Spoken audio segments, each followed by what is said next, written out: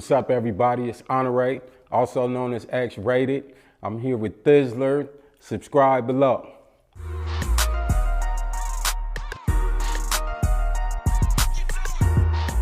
On May 17th, 1999, they filed a Son of Sam lawsuit against me, O.J. Simpson, Charles Manson, the three of us, saying that it's not legal to benefit from your crime commercially. And the three of us defeated that law. So now anybody that want to write a book that's incarcerated or make an album can no longer be sued by the state because the three of us were able to beat that law. And that's another thing that people don't know. And I was in the dungeon. I had a cat come to the door. Hey, are you inmate Brown? Yes, sir. And they slide me an envelope and run down the stairs. And, you've been served. I opened that motherfucker and it's the Attorney General versus Honore Vashon Brown. And wasn't no motherfucking X-rated on that paper either. That shit said X-rated on the album on Unforgiven, but that motherfucking paper they gave me said Honore Vashon Brown and Bill Lockyer versus Honore Vashon Brown, and that's a real case in LexisNexis. And so 2001, the law was defeated, and interestingly enough, it had a lot to do with Axl Rose from Guns N' Roses. Axl gave Charles Manson some money for some songs that Manson had wrote back in the day. And the state tried to take the money. And Axl says, this is a gift.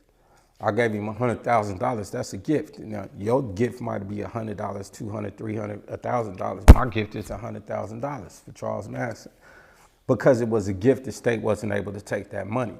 That educated those of us who have been paying attention. The same way Metallica's fight and U2's fight educated a lot of us in the business how to get our money. ASCAP, Sound Exchange, digital royalties, how to monetize your YouTube, And again, motherfuckers from the Bay Area, you know what I mean? Making sure that the rest of the goddamn culture get to eat, but don't nobody salute us for it.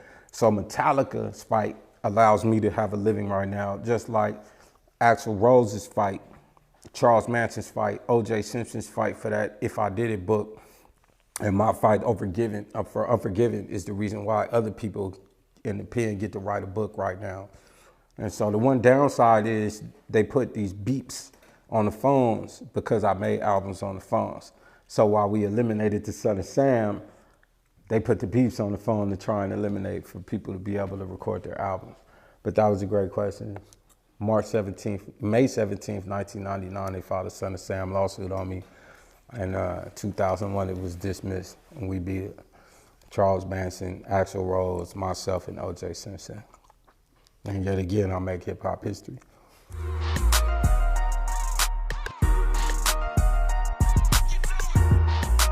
It ain't about mysteries no more, other than what's gonna harm a human being. But, that wasn't true, Personally, I responded the way we taught to respond, so I took a gun apart, threw that thing in the waters because I wasn't sure at the time.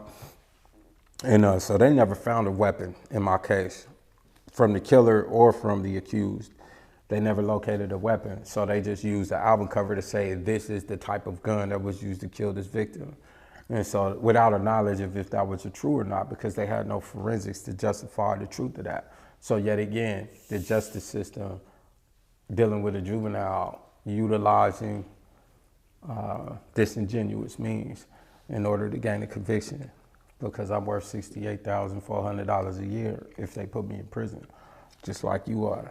And so, if you can get 20 years out of a motherfucker, that's almost $2 million that the government could pay itself. And if you multiply that by $150,000, that's a decent budget. And it's also a budget that's superior to the educational system.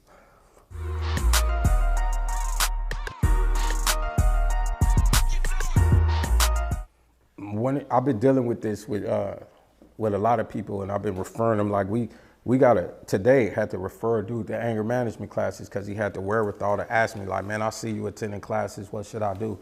And I had one of my people had to sit on the phone and actually tell his brother, this is what you have to do, and then find places in his region where he could go to meetings to be able to help him. The one thing that I've been telling people that I think is true and that I had to do is you gotta accept the reality of your circumstances. Whatever that means, like, would you prefer to take the pill and go to a restaurant in your dreams and live a nice life, or take the pill and wake up and be in the matrix and the machines are trying to kill you. It's your choice. To me, I gotta wake up and accept the reality of my circumstances, because the first step of succeeding and improvement is acceptance of present circumstances. If I don't accept where I'm at, I'm never gonna get where I wanna go. I gotta say, this is where I'm at. What do I need to do? What do I wanna do? What do I have to do? And then separate those things and address them in the order of the priorities necessary. And so that's what I've been encouraging people to do, because I could see unequivocally, if I had not had my support system when I came home from prison, I was gonna be a failure. I was gonna fail because the mechanism in place there was so much resistance. For somebody with a life as beautiful as mine, there was so many different mechanisms in place to make sure that I failed, whether that would have been relapse on drugs and alcohol, whether that would have been relapse on anger and mistreatment of human beings, emotional relapse, or that would have been a violence relapse. Everything I needed in order to have those failures was present. You know what I mean? I walk into a transitional house and the nigga snorting the line over here like, you want to get high?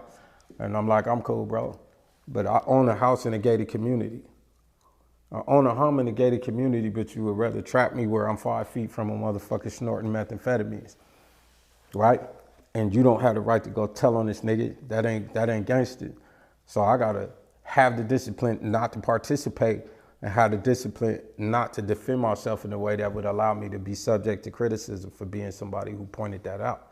How do I navigate that experience? And how do I make sure that my brothers can do the same thing? So it's gonna be discipline necessary. You gotta have the discipline and the knowledge that you will be exposed to things that are triggers. If you don't have the discipline to deal with it, it's all bad. Because if you tell, you through. And if you participate, you through. So the only choice you got is the discipline to be able to survive that experience until you can change your circumstances. What do I have to do? If I stay here, I'm gonna fall into that trap. I have to remove myself from this environment. That requires APO. I need to be in another environment. Why? Because I need to be in another environment. And then locate those environments. Go do that work on your own. So people have to be prepared for the fact that they're gonna have to do the work for themselves. The system is not designed to do the work for them. Although the mechanisms are in place for them that if they did the work, for them to receive the benefit of the system, if they don't go do it, they won't receive that benefit, period. There ain't no scouts like they got for football or baseball or basketball coming to find you. You the one that's gonna do well. They don't got that. They don't got that. So you gotta be looking for the scouts, and they exist, and they look like us. And they like us, they give a fuck. But if you ain't standing out, you just blending, you just a noise in the crowd screaming, help me, and that the rest of the crowd is screaming, fuck you, and your help me is lost in them fuck yous to the system. But they are looking for you. And if you show up, they're willing to help, and they almost inspired by your existence because you justify their education, their life's mission. I've had people who work for CDCR cry when they looked at my life, like, what the fuck? I've been waiting for you. They didn't know it was me, but they were waiting for me. Somebody who could be defended and invested in, and they don't got to worry that I'm gonna get pulled over in the car high because I got some dope. I'm on some Molly. I'm got some coke. I'm gonna do something stupid. I'm gonna hurt somebody. There's somebody they can invest in, and so I've validated a lot of people's lives. And I would encourage my brothers following me home and those who beat me home and are trying to succeed to validate these people's life missions. You don't go to school for 7, 8 years so you can meet a person striving and say, fuck you. These forensic psychologists are some of our best friends we gonna meet because you don't educate yourself at that level. They don't make the money equal to the education, and the debt is probably worse than the outcome of going to get the education and putting them in debt for how many years? $280,000 in debt because you got a college education? Who the fuck is Occupy Wall Street? Bunch of college kids who couldn't get a fucking job because the nepotism rules the job market. So these people exist and are happy to meet us because we justify their life mission. And so I would encourage people to embrace that concept. Find and have the willingness to share with the social workers, with the forensic psychologists, with the correctional counselors, because those are the people that are gonna help when they will. But they gotta believe we exist. Because the worst thing for them is they helped you and you fucked somebody up. You came home and snatched somebody's kid. Came home and knocked the motherfucker's head off. And then everybody has political ramifications from that. You help this person get home, and look what they did. So they're terrified and encouraged simultaneously. And we got to be able to have empathy for that and say, I'm not going to let you down. I go back to what I said for y'all, the support y'all gave me, I'm not going to let you down. That kind of hyper insight and awareness provides that. The investment y'all made in me and saying we fuck with him. I can't invalidate that with some stupidity, bro. I'm not going to do it. And I can't invalidate that with whack ass art either.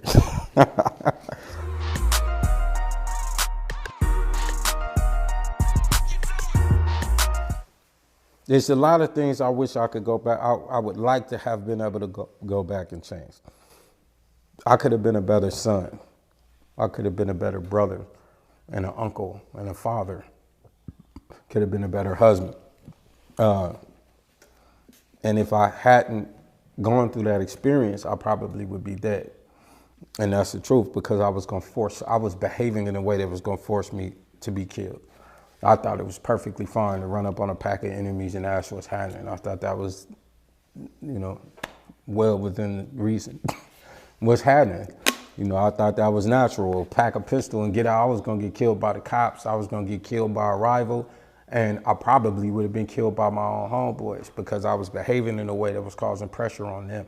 And that's the type of shit they eliminate you for. And so I came to understand that I was causing drama that was going to make my own big homeboys feel like if I was gone, they would have a better experience than if I exist. And then once I came of age in prison, and I had to start making the decisions like, do I want this fool on this yard right here? He causing conflict with the white supremacists. He causing conflict with the Southsiders. He causing conflicts with the Northerners. Causing conflicts with the Bay. Causing conflicts with the Crips from down south. Causing conflict with the Bloods from down south. Hey, bro, in the morning, knock this nigga down. I had to make them decisions too. And so I realized, okay, that's what was going to happen to me. That's what was going to happen to me. And it probably should have, that's what I would have encouraged that happen in that culture and in that psychology if I had lived. And so I was going to die as a result of my own behavior because I thought it was gangster to actually be a gremlin. You a mogwai, and then you get some water poured on you, or you eat after midnight, and now you stripe in the movie theater trying to fuck something up. You know what I mean? And so I was a gremlin gang member. I thought it was perfectly natural to hop out at an intersection and pull a gun out on people and do stuff like that. And so I really was a threat to society, and I'm not proud of that. I look back on that with empathy for myself and say I was miseducated by a series of events. So if I could change anything, I would focus on my education. I would have listened to my football coach more and put a premium on athletics. I would have had more respect for my teachers, because those are the people who really have the ability to assist you, because they're like those correctional counselors. They're the ones would love to find you and are terrified that they're helping the wrong one. They trapped in the middle, just like those correctional counselors and forensic psychologists are. Are you really who I think you are? Can I invest in you? I got a person I could call that could change your life, but do I do it? I built 20 years in this relationship. Do I fuck that off over you? And so I'm looking back on that and having empathy for people who helped me and accepting that responsibility. But that's my answer right there. It would be, I would have paid more attention to my teachers and my coaches.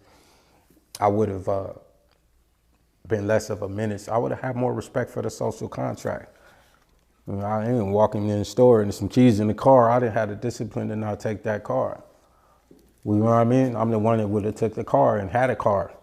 It didn't have nothing to do with the need. It was just oh shit. I didn't have no respect for boundaries. I was fucked up in the head mentally, bro. And I'm not alone in that. There's people who, you got a car and you got everything you need. You like the stereo, take the whole car with the baby in the back seat and be on TV in a high speed, throw the car seat on the curb like we exist, gremlins. And so I would definitely not want to be that dude, man. If I could go back, I would want to correct some stuff that led to that particular psychology, and that would be a stronger relationship with the mom, the teachers, the coaches, community services, the mosque, the church, to actually understand that I don't got to pick a dogma to be able to be supported by my community. Just be supported by, I got a Buddhist monk, a Shaolin monk, I got a Muslim imam, I got a Christian pastor coming to my house. Fuck with everybody because they all got something to teach me. I'm willing to learn. And so now I wish I had done that when I was younger, and I would encourage people to start early, man, because the time don't come back. It's relentless. Time is relentless. Them 26 years don't give a fuck about me. They gone. Fuck what you doing. They didn't give the 26 years to give a fuck if I fell on my face when I get out. It just gave me 26 more. Life don't give a fuck about you. If you don't plan for life, life gonna plan for you, and it's a ruthless administrator. Ruthless. Life don't give a fuck. Dinosaurs, nigga, dodo birds, it'll wipe your bitch ass off the face of the earth and keep it moving. Life is ruthless, so plan for life, because if life planned for you, it's gonna be ugly. And now that I know that, I would like other people to know it too.